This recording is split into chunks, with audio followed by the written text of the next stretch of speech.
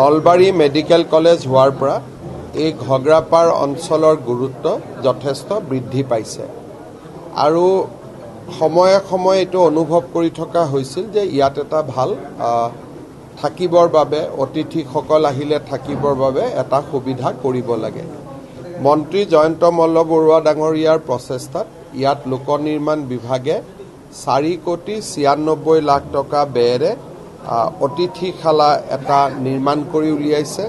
ইয়াতে প্ৰায় 16টা কোঠা থাকিব, 60 গৰাকী লোকে বহি সভা আদিও কৰিব পাৰি। ঘগ্ৰাপাৰ অঞ্চলৰ বাবে আৰু এটা সুবিধাৰ সংযোজন হ'ল ইয়াত কাষত ইঞ্জিনিয়াৰিং কলেজো আহি আছে আৰু আপোনালোকে জানে যে মেডিকেল কলেজত আহিবৰ কাৰণে আমি উৰণীয়া সেতু এখনৰো কথা বতৰা আগুৱাই লৈ গৈছোঁ। গতিকে লাহে লাহে অঞ্চলটো যথেষ্ট আগবাঢ়িছে আৰু আগবাঢ়ি গৈ থাকিব। আজি নলবাৰী জিলাৰ বাবে এটা খুব আনন্দৰ দিন।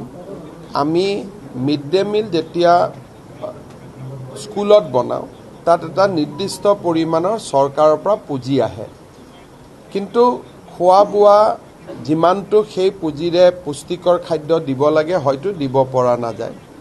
এতিয়া অসম চৰকাৰ আৰু অক্ষয় পাত্ৰ ফাউণ্ডেশ্যনৰ মাজত এটা বুজাবুজি আছে যে আমি চৰকাৰী টকাখিনি দিম, আপোনালোকে তাৰ অতিৰিক্তকৈ টকা সংগ্ৰহ কৰি আনিব আৰু ল'ৰা ছোৱালীখিনিক এটা জাগাতে খোৱা বনাই ৰাতিপুৱা আপোনালোকে সকলো স্কুলত গৈ বিতৰণ কৰিব।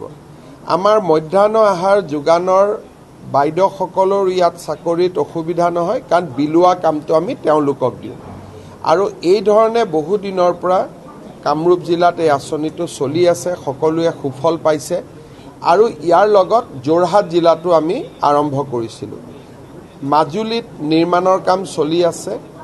আজি আমি নলবাৰীতো চেণ্ট্ৰেলাইজ কিটচেনটোৰ নিৰ্মাণৰ কাম হাতত ল'ম আৰু নলবাৰীৰ লগতে লখিমপুৰ, ডিব্ৰুগড় আৰু তেজপুৰতো অহা 10 দিনৰ ভিতৰত আমি এনেকুৱা 3টা কিটচেন নিৰ্মাণৰ কাম আৰম্ভ কৰিম।